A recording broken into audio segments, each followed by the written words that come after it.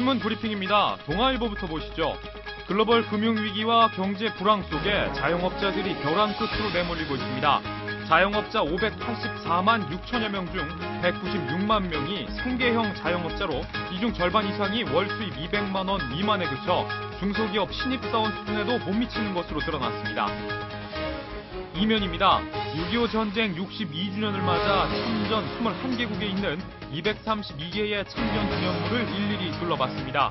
미국 워싱턴에는 전혀 알지 못하고 만나본 적 없는 나라의 국민들을 지키기 위해 국가의 부름에 응한 우리의 아들과 딸들에게 정의를 표한다라고 적혀 있었고, 필리핀 마리키나시에는 자유는 전사의 피와 남은 자들의 눈물로 이루어지는 것이다 라고 써서 수많은 영웅의 헌신을 기렸습니다. 조선일보입니다. 북한 서해함대 사령부에 근무했던 탈북자가 2002년 제2연평해전이 북한이 한 달 전부터 계획한 공격이라고 증언했습니다. 이 탈북자는 교전 당일 새벽 6시부터 전투를 준비했으며 남쪽 함정 지휘관의 성격까지 파악했다고 말했습니다. 우발적으로 벌어진 일이라는 당시 DJ 정부 당국자와 북한의 말은 거짓으로 드러났습니다. 같은 신문 신면입니다. 한국에서 각종 범죄를 저질러 추방됐던 조선족들이 신분 세탁을 통해 재입국해온 것으로 검찰 수사 결과 드러났습니다. 이 중에는 강도, 강간 등 강력 범죄를 저지른 사람들까지 끼어있어 출입국 관리에 비상이 걸렸습니다. 중앙일보를 보시죠. 이집트 대선에서 무슬림 형제단의 후보 무함마드 무르시 후보가 당선됐습니다. 선관위는 투표에서 무르시가 51.7%의 득표율을 얻었다고 발표했습니다. 하지만 군 통수권 등 모든 권력을 장악한 군부와의 정면 충돌 가능성이 여전히 존재합니다. 같은 신문 12면입니다. 공정거래위원회가 제품 국내 판매 가격을 미리 정해두고 더 이상 내리지 못하게 한 외국 기업에 첫 제재 조치를 내렸습니다. 공정위는 필립스전자가 인터넷 오픈마켓 대상으로 권장 소비자 가격의 50% 이상 인하하지 못한다는 가격 정책을 만들어 인위적으로 가격을 조절했다며 과징금 15억 원을 부과했습니다. 한겨레입니다. 통합진보당 비례대표 경선 부정에 대한 당 진상조사 특위의 조사 결과 비례대표 경선의 85%를 차지했던 인터넷 투표의 상당수가 동일 IP를 통해 진행됐던 것으로 확인됐습니다. 사무실 한 곳에서 200여 명의 당원들이 특정 후보에게 몰표를 던진 사례도 확인됐습니다. 마지막으로 스포츠 동아입니다. 부정투구 논란에 휩싸였던 롯데의 이용훈이 퍼펙트 피칭에 가까운 완벽한 투구로 논란을 잠재웠습니다. 어제 LG와의 경기에서 7회까지 22명의 타자를 무실점으로 제압했지만 8회에서 1실점을 허용했습니다. 롯데는 이날 LG를 7대1로 격파했습니다. 지금까지 신문 브리핑이었습니다.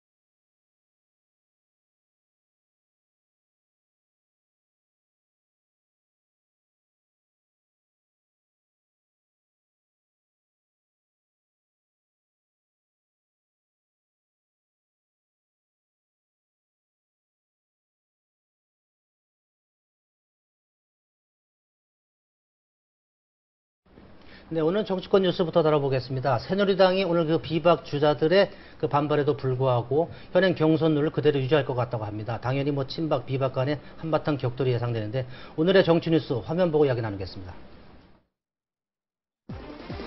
새누리당 지도부가 오늘 최고위원 회의를 열고 당초 예정대로 대선 후보를 선출하기로 결정합니다.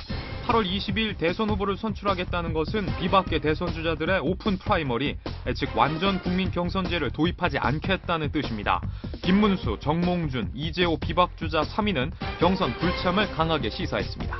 한편 통합진보당은 유령 당원 논란에도 불구하고 부당하게 당적을 취득한 당원들에게 당 선거에 투표권을 주기로 결정해 논란입니다.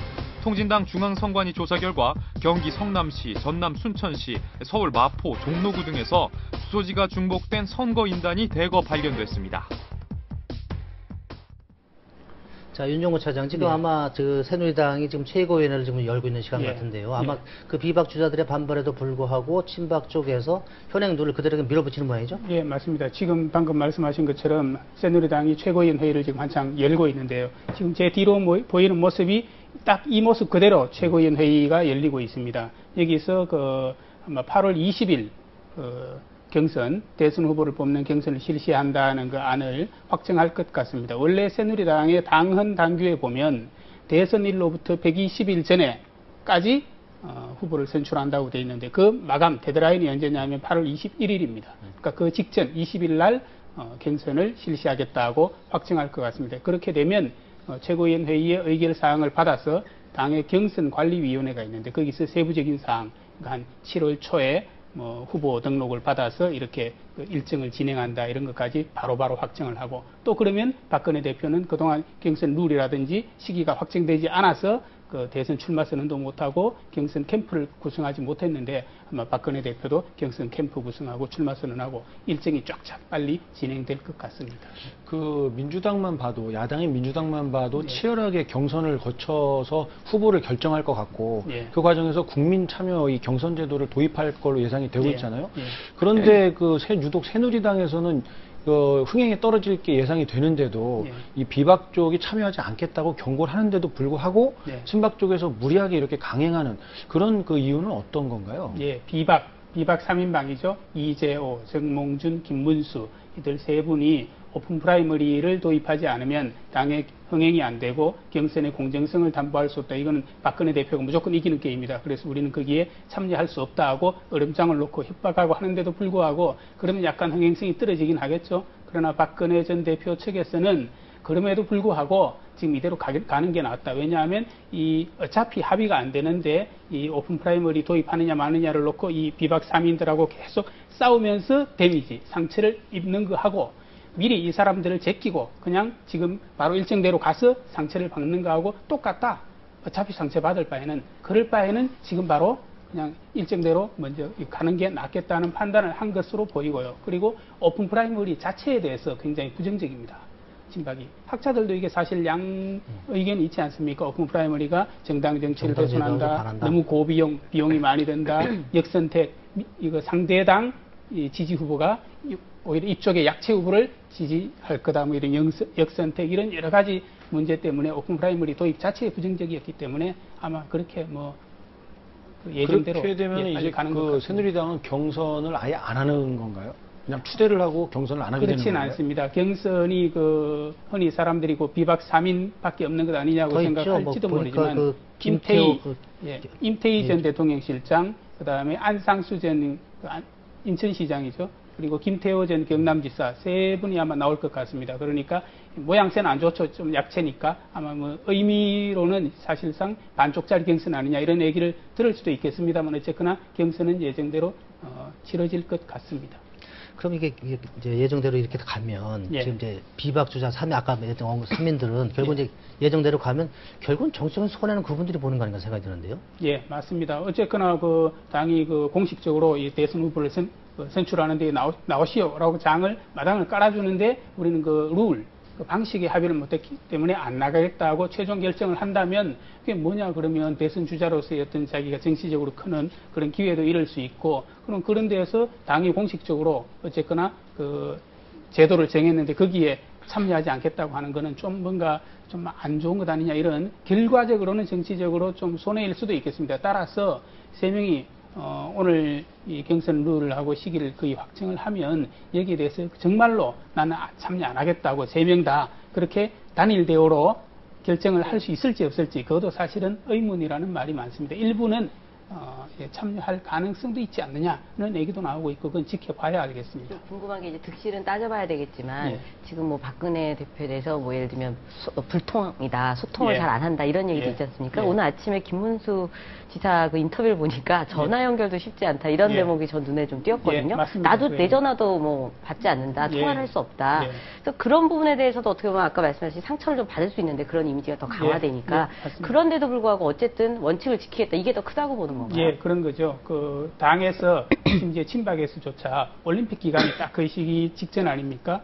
그러니까 그 8월 20일 날 경선을 하게 되면 올림픽이 아마 7월 말부터 8월 12일까지 열리는 것 같은데, 올림픽 기간도 있으니 좀 지나서 멀찌감치 뒤로 좀 연기하는 게 어떻습니까? 라고 건의를 했더니 박근혜 대표가 아니 올림픽도 국가적으로 중요한 문제지만 정당에서 대통령 후보를 선출하는 것도 거의 못지않게 중요한데 그걸 연기할 수 없습니다. 이런 얘기를 단호하게 밝혔다고 해요. 그리고 일정상으로도 그 8월 20일 날 빨리 박근혜 대표는 대표를 대선 후보를 선출하고 그 직후에 추석이 9월 30일이거든요. 그 전에 이번에 이제 재외국민 투표도 있으니까 그때 해외를 한번 나가서 재외국민을 좀 만나고 싶어 한다고 합니다. 뭐 그런 것도 있어가지고 8월 20일 날 뭐 예정대로 당헌 당규대로 갑시다, 이런 그 주장을 굽히지 않았다고 합니다. 네, 그 김문수 지사도 보니까 인터뷰에서 보니까 예. 경선에 불참하더라도 대선 때 후보가 되면 박근혜를 돕겠다 이렇게 나왔어요. 예, 그래서 특히 정치적인 친박에서 미묘하게 이 비박 3인 정몽준, 김문수, 이재호 이 세 분을 바라보는 시선이 약간 다른데요. 그 중에서도 김문수 경기도 지사에 대해서는 좀 따뜻한 시선이 있습니다. 그래서 친박 진영에서는 그래도 김문수 경기지사는 미래가 있는 분이다, 이런 얘기를 좀 이렇게 축혀주기도 하고, 그래서 이번에 경선에 불참하든 안 하든 하여튼 어쨌거나 이 대선 후보, 본격적으로 대선 국면에 가면은 이 당의 대선 후보 당의 대선 후보로 정해지는 사람, 지금으로 봐서는 박근혜 대표가 유력하죠. 그분을 어쨌거나 대승적으로 도와주지 않겠느냐는 기대를 많이 하고 있습니다. 그 두 분이 보니까 나이가 같은데 예. 그럼 차기로 한번 노려볼 수 있을까요? 나이상으로 보면. 충분히 가능할 겁니다. 예.